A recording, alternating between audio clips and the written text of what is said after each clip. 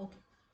Now in Dashakam 96, amongst all the categories, the Lord is considered to be supreme. So similar to this 10th chapter of the Gita. Similar to that, this Dashakam also is there. So Bhatta 3 years starts. Tvam hi brahmaiva sakshat paramurumahiman aksharanamakaaraha स्तोस्तारो मन्त्रेषु राज्ञा मनुरसि मुनिषु त्वं भृगुर्नारदोऽपि and so on. So Bhattatriya starts praising the Lord and tells that amongst all categories, the supreme of all is the Lord. So among all the aksharas, it is a aksharanam akaraha. Amongst the mantras, pranava mantram om. Amongst the kings, Manu, the first king. Among sages, Bhrigu, and also Narada. Here two references are given, Bhrigu as well as Devarishi Narada. Amongst Asuras, Prahlada. Amongst Pashushucha, Surabhi. Amongst cows, it is Surabhi.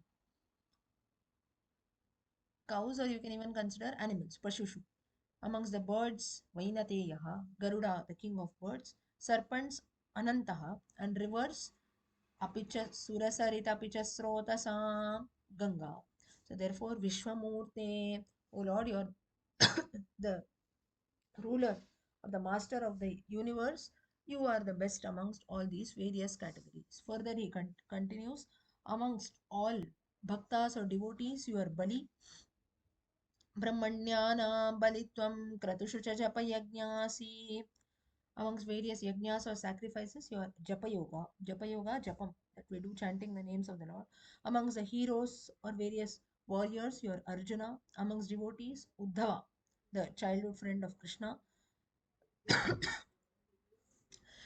And Bhattacharya says, there is no end to your glories. I can keep on talking about you. You are only Purusha, you are only Prakriti. That is your Jiva, your Jivatma, Paramatma, everything is you. I don't know how to praise you further. Tatna kinchet prapanche. Further, so in the first two verses, he talks about these various categories and the Lord who is considered to be supreme in each. Further, in verse number 3, 4, he says, people belonging to all the four varnashramas. Dharmam varnashramanam Shruti Patha Vihitam. Shruti, the Vedas, as told by the Vedas or as the path laid by the Vedas, people belonging to the four ashramas. They follow their duties. Those people who follow their duties with utmost devotion to you, O Lord, you bless them and ensure that they progress a lot in life. And finally, the next stage or the last stage is while performing all duties, one fine day they will attain you, O Lord, and they'll get total bliss, happiness. Further, the three paths which are told by Bhattat, there are many, many ways, but Bhattatri highlights three ways.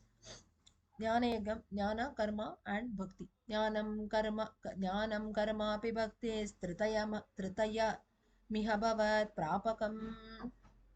So, people, yeah, bhakti.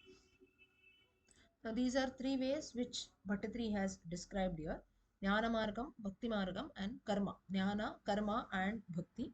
So, usually it is the other way around as per the Gita. If you see, Lord Krishna also sets away Karma, chapter 3, then Jnana Yoga, finally Bhakti Yoga, chapter 12. That's how the order goes. So, it's not that as soon as we are born we have knowledge about everything. First is karma, right? We do some action, then after some time we get knowledge about the same jnanam, and further then now I know what I'm doing, I know how to do a particular thing, I have knowledge about that particular thing, but I want to gain more knowledge, right? Say for example, in our case, Narayaneeyam, first we learned the shlokas, right? That is, you put in some action, you did some karma. Later jnanam, you got to know what is Narayaneeyam, now you're knowing about the meanings. Further, the third stage that comes in is, I know to chant properly, I know the meanings, let me know something more about it. Or let me be more dedicated to it, let me be more devoted towards it. Maybe some commentary written on the same I'll go through, I'll develop more bhakti, right? That is, I become put in more efforts. For anything that we do in life, these three things are very, very important: karma, jnana, bhakti.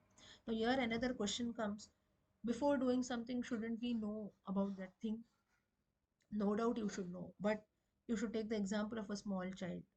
When a child is born, we don't keep telling him things like right from, you can say, small actions also, like brushing your teeth or having food or so. You don't sit and explain to the child, right? No, I'm not going to show you how to eat food, but with your hand you put it in your stomach, put it on the plate, and then you put it in your mouth. So we give instructions? No, we show, right? We show the child. You, you see the child sitting, you make the child sit near you.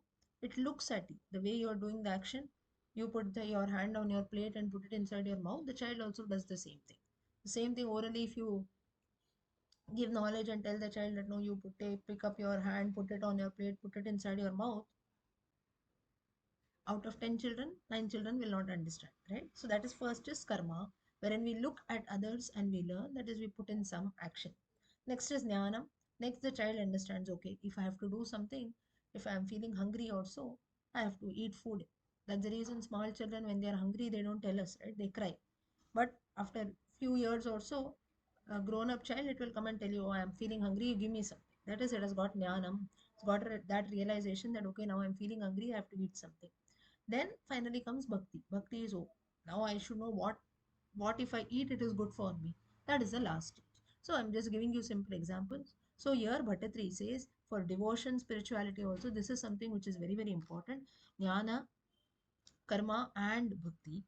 And finally, those now for whom this jnana margam is, maybe for rishis also, for everyone jnana margam is there, no doubt. But for each and everything that we do, say for example meditation or all these philosophical texts, that at times is not meant for everyone, right? Let us, we cannot get knowledge about everything in this world. Now say now all of us we are learning Narayaneeyam, right? But maybe out of 50, 60 of us, few of us we know the meanings, few of us, I know the meanings to some extent, but each and every word or each and every dashakam I cannot tell you, right? Some of us will be like that. That is jnana margam, that is there, is a bit difficult, not easily, you can say, available or accessible to everyone. Therefore, Bhattatri says people who are living in this material world, they are all subject to one's own karma. But a very, very easy solution which the Lord Himself has given and told in the Gita and text like that is, you keep doing your karma. Not for not everyone, Jnana Margam will be possible. So you keep doing your karma and you dedicate everything as a samarpana, as a worship to the Lord.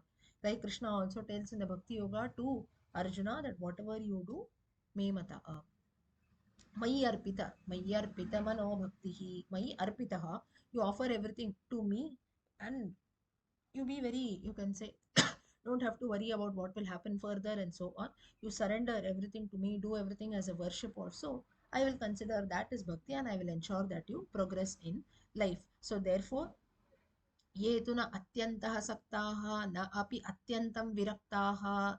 So those who are not totally, you can say, dispatched. Now for people like us, we cannot be totally away, right, from the world also. So I'm very much, you can say, dispatched. I don't, for me nothing matters at all, for me only I am there and so on. We cannot be like that, right? Something or the other comes in, you're living in this material world, there will be some kind of attachments, this that, which come in at the same time, but I'm not too much attached. Say for example, some people are, uh, what to say, when we have, say, food, take the example of food, they're very much choosy, right? No, I will eat only this, if this is not there, I'll stay hungry. This is over attachment. Or maybe a particular thing or so you need, if that is not there, I'll not go for an alternative, something like that. So this also should not happen. But for people like us who are in the middle stage, that is, we can adjust in life, at the same time we cannot be totally away from all kinds of attachments or so, because all of us, we are leading a material life, some or the other thing comes in. There are so many relationships which we have to maintain, so many other things in life. So therefore, for people like this, bhakti yogaha hi hamisha, path of bhakti is only path that is described. Whatever karma comes in your part, we have to keep doing the karma and slowly develop bhakti further. Bhattatri says, now how will this bhakti come in? Due to one's own good deeds. That's the reason it is always said that today, if you have got a chance to do something good, it may not be only religious things also, anything good, anything positive, you should do it this minute only. Next minute, you don't know whether you will feel like doing that, right? For this, one point is very, very important, which Bhattatri also highlights here. He tells that towards the end, if you see, that is, after composing Narayanam also, and after he gets back to normal, he is freed from his disease. Bhattatri, it seems that he thanks the disease which he got. He thanks Vatarogam. At that time, the Lord is also surprised. He tells, why you are thanking Vatarogam? You for last 100 years you are praying and shouting every day. You are wailing to me that, oh Lord, free me from a disease, free me from a disease. Today you are happy. Bhattatri says that only because of this disease I could develop bhakti towards you. I got the motivation to compose Narayanam, and that is the reason it will further reach thousands of devotees. They will also do the same thing. So therefore, if this disease had not come, maybe I would have just been around in the world, moving about here and there, and so on. So this is what Bhattatri highlights. Similarly, for us also, at times, if you see this minute, everything is good. Like now, you see all 50, 60 of us, we are all together. But maybe we are doing something good, you're spending your time doing something well. The same thing. Today, the thought has come. Tomorrow, maybe you feel, oh, but every day, what? I would get up in the morning and do this, forget I'll not do it. Tomorrow, you do the same thing. Day after tomorrow, again. Forget now. Yesterday I didn't attend. Today also it's okay. So this full week I'll not go. Next week, what you feel? Oh, last 3 4 days I've not attended. I don't know where I am, what I am. Let me leave it. Like this all. This is how it goes away. So the point is, to develop something good or so, it takes a lot of time. But to give up on that, it's very very easy.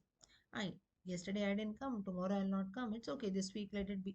Next week I feel, oh, last week full I didn't come. Forget. Now this week why I should go. Then after a month you feel, oh, now touch is totally gone. Now I'm not used to it. So this is how things go in.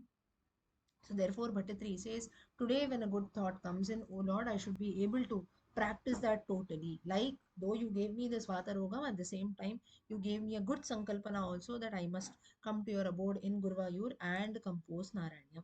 Therefore, this human body that is there, it is like a boat which helps me in crossing this ocean of samsara, making my guru, Tvam Kritva Karanadharam Gurum. Please ensure that my guru who is there, he should help me to cross over the samsara. Again, here Bhattatri frequently highlights the importance of a guru in his life. Lord is there, no doubt, but a guru needs someone is needed to handhold and help us cross over. Bhattatri highlights upon that. Further, he says that people are also attracted to jnana yogam at times. That is some philosophical text, this and that. That is not at all wrong. But at times, what happens is they go too much into tarkam, too much into, you can say, logic and so on, which at times becomes very very difficult, and at the end they give up. And karma yoga also at times, okay, I'll do, keep on doing good things, that results also take time. But the path of bhakti that is there, tu amulat evaridyaha tvaritamai bhavat prapakaha vardatam me, verse number 6. Bhakti margam that is there is very sweet right from the beginning.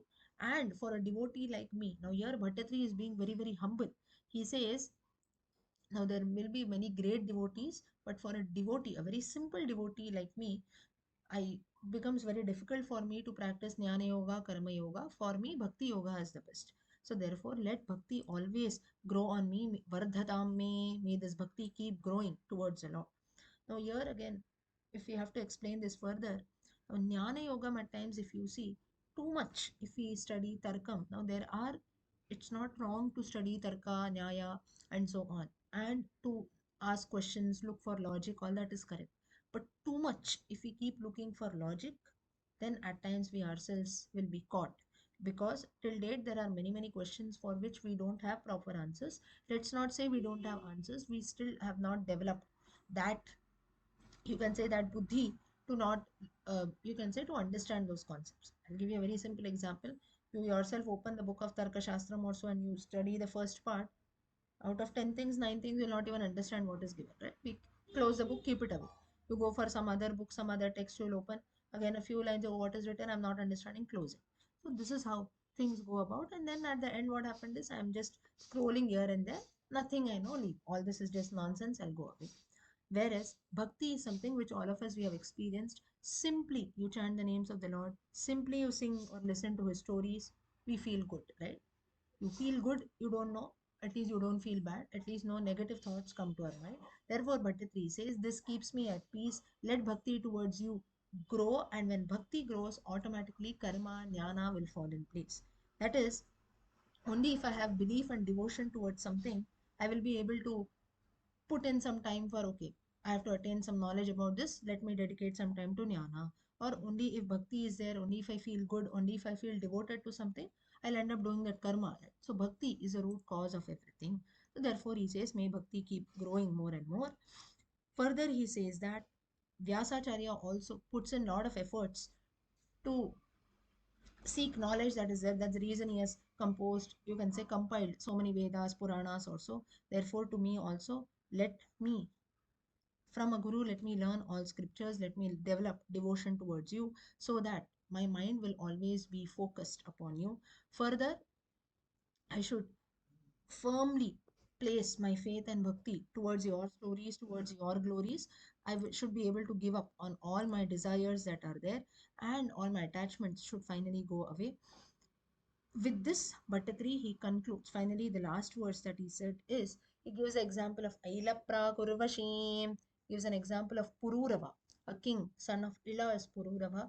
He was, in between, he was attracted towards Urvashi, and after that, what happened is, once Urvashi left him, he developed total, you can say, renunciation. He gave up everything in life and he became fully devoted to the Lord, free from all kinds of attachments. Similarly, O Lord of Gurvayu, Bhattatreya says, you please uproot, you remove all my desires and attachments, make me the best of your devotees, and free me from all my ailments. Yeah, with this, Dashakam 96 comes to an end. Okay, now Dashakam 97. Now you see, Bhattatri has come to a conclusion now, meaning now he has totally surrendered to the Lord, and now is the time when the illness that he is suffering from has peaked. Or like there comes a point, like in our lives also, I'm doing everything, but nothing is happening. That's when we are at the peak, right? It is total surrender. One point comes in wherein we give up. Give up in the sense that now let anything happen, the Lord will take care. Or let anything come, I'll just pass on. So it's not that Bhattatri totally gives up, but he has reached that point, because now you see the last 96 Dashakams, various avatarams he has told, various leelas of the Lord he describes, various philosophical topics he covers, now what not, right? But still, Bhattatri continues and he says that for me, now this is beyond the three gunas. In this Dashakam, if you see, the description of three gunas, Sattva, Rajas, Tamas is given. He says everything in this world, Traigunyad binna roopam bhavati hi bhuvane. Let it be faith, let it be one's own material life, let it be happiness. Everything is made of the three gunas. That is, I'll give you a very simple example for this. Say, for example, all of us, we have food, right? Food is also of three types, Sattva, Rajas, Tamas. That is a Sattvika food that you eat. If it does not cause any reaction to you, then that is Sattva Guna. Rajasic food is little, say, little today, salt is more in the food. So immediately you put it in your mouth, you come to know, oh, salt is a bit more. But still you continue eating, right? Or say you have some sweet dish also, sugar is a bit more. Something like that. So little, it gives you a tinge, oh, there is something which is in excess or something which is less. Yeah. Now, this is now not exactly for less. Usually it is for more only, because Satvika food that is there, everything will always be less only, a bit like maybe salt also or in proper proportion. But things, if they are a bit more, little, whenever we eat, oh, salt is more, we feel, right? Or maybe there'll be a bit of spice in that. So this is, you can manage with that, but yes, little disruption it causes. Tamasic is something wherein maybe a lot of spicy food, oily food, things like that. At times it is okay. That doesn't mean that we don't eat, of course. But, or maybe that food which causes a lot of reactions in our body. So, in our general material life, this is how food examples are given. Tamasic food also means all these, the non vegetarian food, or maybe food that is not cooked properly, or now mostly all of us we don't do this, but yes, there are maybe the same, someone has already eaten from the same plate we eat, things like that. So all this is all tamasic food, the way food should not be eaten. I'm just giving an example of food, right? So for each and everything that we do, even for our everyday activities, now say 1 hour or so, if you're listening to Narayaneeyam, doing something positive, Sattva Guna.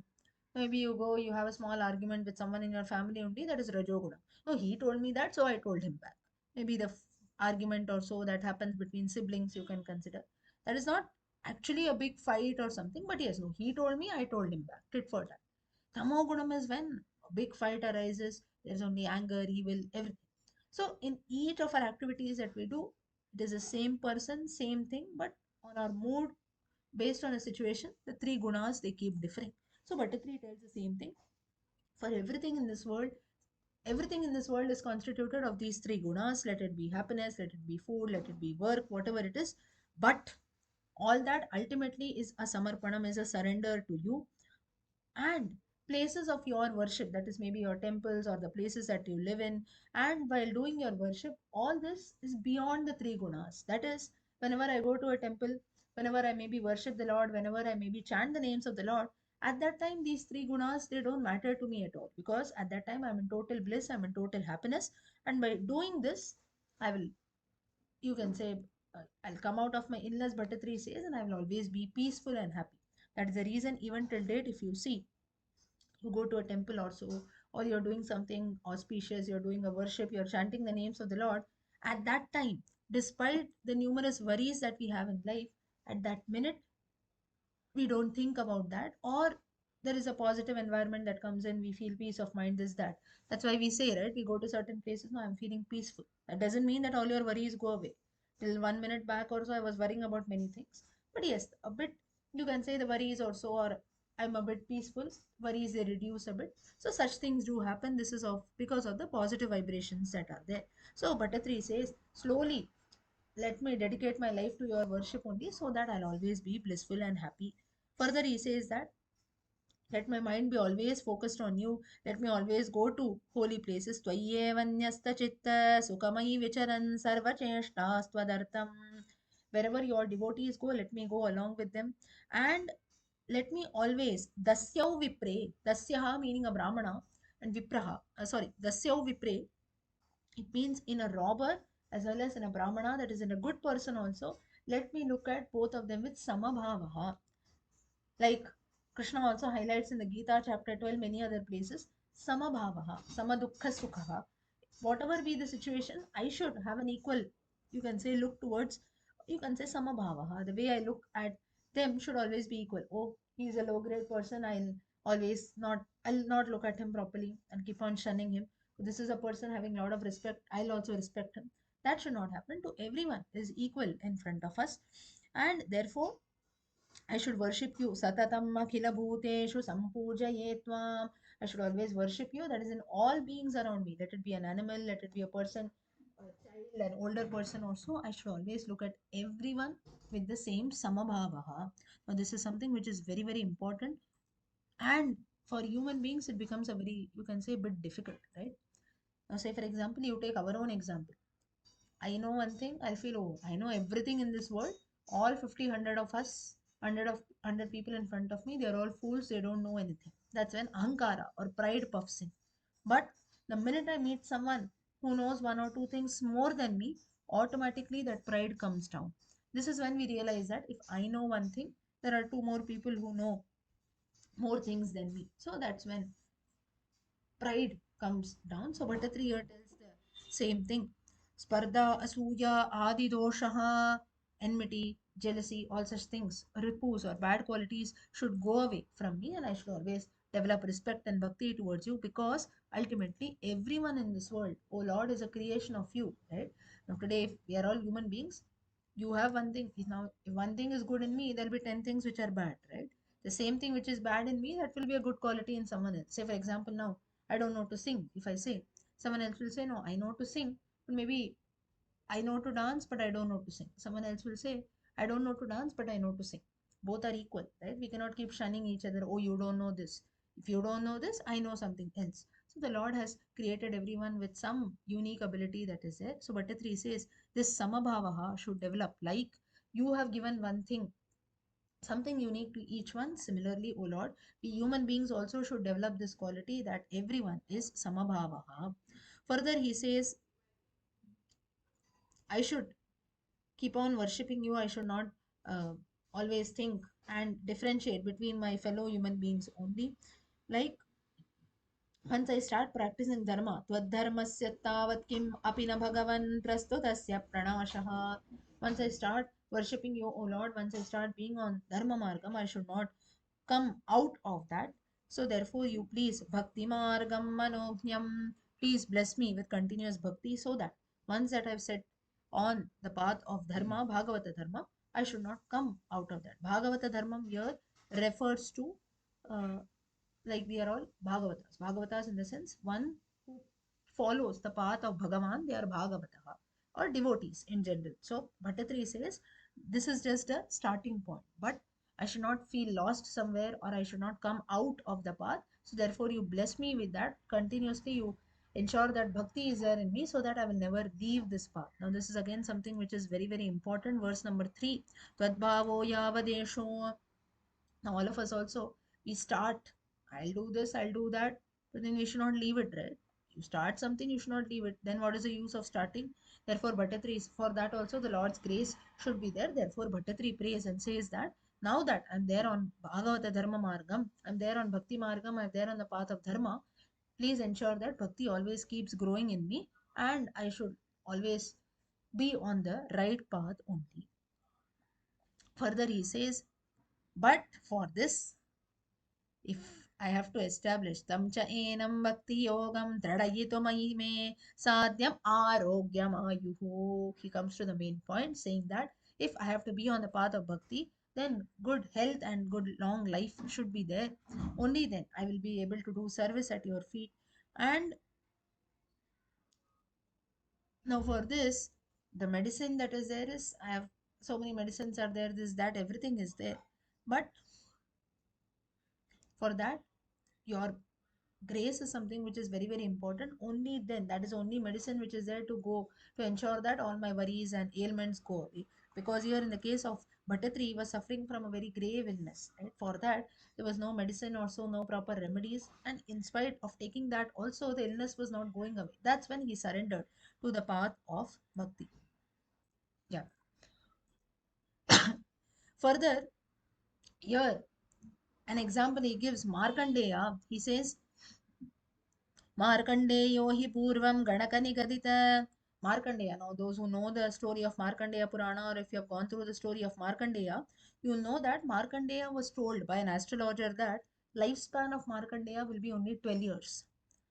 Intensely, for 1 year or so, Markandeya worshipped. He surrendered himself to the Lord. And when, after a year or so, when death came in, it seems that Vishnu Dutas drove the Yamadutas back, and Markandeya lived long. Even today, it is believed that Markandeya lives. Markandeya is one of the Chiranjeevis. That is what it is believed. Like this, even for there are many other examples like Ajamila and so on. So, like this, if you see, it's not that things are always there in our hands. This is the reason why out of the Chiranjeevis, the Ashta Chiranjeevi is Markandeya. His span was only 12 years, but because ultimately surrendered to the Lord also, that's how he got a lifespan. Now, here, does it mean that, okay, I feel no, I just want to live long? Live long, there should be a purpose for that. A Markandeya Purana was to come in, there were many Leelas which Markandeya had to do. That's the reason the Lord chose him to live a long life. Similarly, here Bhattatri says, if I have to veil away, if you remove my ailments also, I will also be able to live a long life. And when I'm able to live a long life, I will be able to do more bhakti towards you. If today Bhattatri was not there, if today Bhattatri's illness did not come to him, we'll not be blessed with a text like Narayaneeyam, right? So for all these people who live long, there is always a purpose behind it, right? It's not that, no, I'll just live long, eat, sleep, repeat. That it doesn't happen that way. There is a purpose behind everyone's long life also. So here Bhattatri himself gives the example of Markandeya and says that, like Markandeya, I also want to do worship to you. Further, he says, further, what happened to Markandeya? He continues in verse number 5. Hmm. Further, what happens to Markandeya is Markandeya, thus he gets a blessing of living as a Chiranji. Markandeya Chirayuhu. And on the banks of the river Pushpabhadra, it is believed that he did lot of tapasya also for 6 manvantaras. In the seventh manvantara also, now you see all these people, it's not that it is very easy for them. Like in the case of Vishwamitra. I hope all of you know the story of Vishwamitra. So many obstacles come in his way. Every time an Apsara will be sent by Indra or so, some disruption will be caused. Again, he will go on the path. he'll fall into that trap. But still, Vishwamitra did not give up. With the grace of the Lord, every time he comes, no, newly I'll do tapasya, newly I'll do tapasya, and finally he succeeds, right? Similarly, here also, Markandeya, 6 manvantaras continuously he does tapasya. Still, Indra, now for Indra, it becomes a challenge. Indra Padavi will go away. So he is afraid of that. So that's the reason now, while he was doing the tapasya during the seventh manvantaram, Indra sends several apsaras also. Then he sends Kamadeva. So all such things to captivate, to attract the mind of Markandeya. But Markandeya did not succeed. Markandeya did not fall into their trap. And in fact, it seems that they were all burnt by the tejas which Markandeya had around him. That's when Bhattatri says, Tvajjanam nirjayet kaha. Who can come and cause disruption to your devotee? So the point is, Bhattatri here says that if once we surrender to the Lord takes care of everything. What ultimately matters is the faith, Shraddha, and Bhakti which we have towards the Lord. Now, here it doesn't mean that Bhattatri is forcing all of us to say, no, you just give up everything and surrender to the Lord. It doesn't happen that way. We have to no doubt put in efforts. Like here, in the case of Markandeya, though the Lord blessed him with Chirayuhu, you will live long or so. He ensured that after 12 years, 16 years, he will not die. Yamadutas were driven away. But still, that doesn't mean that Vishnu will die. Now, lifelong, you nicely enjoy, I will take care. It doesn't happen that way. Markandeya had to put in so much of efforts wherein he took it this way, that is, the Lord has blessed me with Chirayuhu, now I should make the best of it. This is the lesson which we get through this. If today life, God has blessed me with something good in life, I should make the best of it. The Lord has blessed me with many good things today. It might be bhakti, it might be in our own personal life, we would have got so many good things, this and that. We have to make the best of it, right? And we have to use that nicely. Otherwise, no, everything is there, money is there, house is there, this is there, that is there, I will eat, I'll enjoy myself. It is no use. That is the reason when the Lord gives us something, we must ensure that we must use that to the best possible way. You take our own example. All of us, we have got a good opportunity of learning something good or maybe chanting the names of the Lord. It's not for everyone, right? We are not, everyone is not blessed with this. Let it be, you take the example of Narayaneeyam. The Lord has given me an opportunity to learn Narayanam. I've already learned Narayanam. Now I'm chanting Narayanam. Now it is on us how we take it. We should be able to chant. Now I've learned everything. Everything is done. Now again I'll put the book inside whenever I get time or so. I don't have anything to do in life. At that time I'll open the book and read. It is very much wrong. Right? If everything the Lord has blessed us with, then it is totally in our hands to take that ahead and accept something. Be grateful, which Markandeya here proves. And Bhattatri also tells the Lord, he promises the Lord that you blessed me with long life. He doesn't even ask for Chirayu to become a Chiranjeevi also. He just tells the Lord that you please free me from my ailment so that once I get a good life also, I will be able to do more seva, more worship to you. So this is what I always wish to do. And here in verse number 6, he proves that just as all those damsels apsaras were driven away, they could not disturb the tapasya of Markandeya. Similarly, Bhattatri says, once we surrender to the Lord, we take one step towards the Lord ensures that He takes 10 steps towards us and He will take care of everyone. So, Bhattatri here gives an assurance that nothing wrong or nothing harmful will be done to the devotees of the Lord. Further, he says that again, he gives an example of Naranarayana. Once it so happened that says Narayana, Nara, they go near Markandeya and they keep on praising Markandeya for all the good things that he had done. They told Markandeya that we will give you many boons also. But Markandeya said, I don't want anything. The Lord has blessed me with the highest blessing, that is to develop bhakti towards him. Then,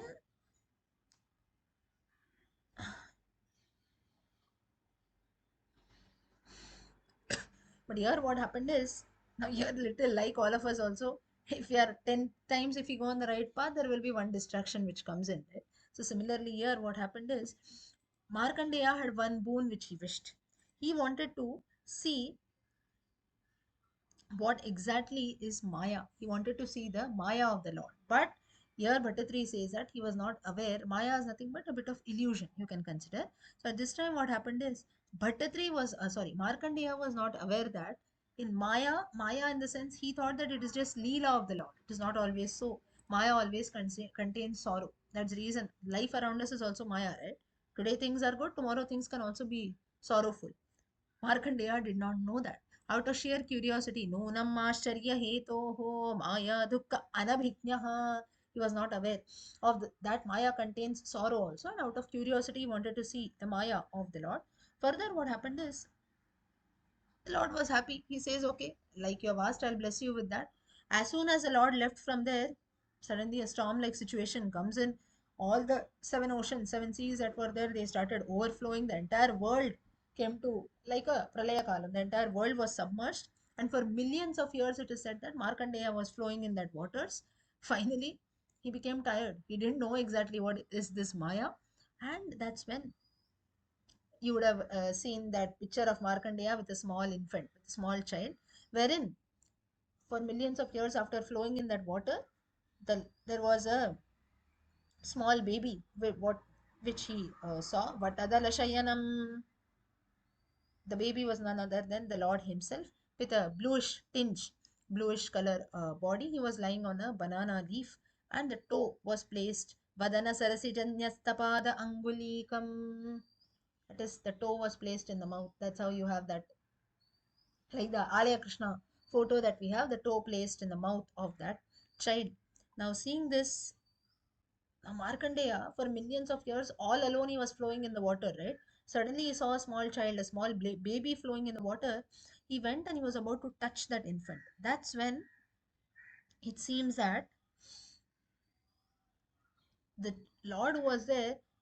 The child, the infant was actually the Lord. He was breathing, right? While the Lord was breathing, it seems that he pulled even Markandeya inside. And there inside the child, Markandeya saw the entire world. Again, Markandeya was thrown out. When the Lord exhaled, when he breathed out, the Lord Markandeya was thrown out. That's when the Lord kept on looking. The Lord showered his kataksham. With his side glances, it seems that the Lord was looking at Markandeya.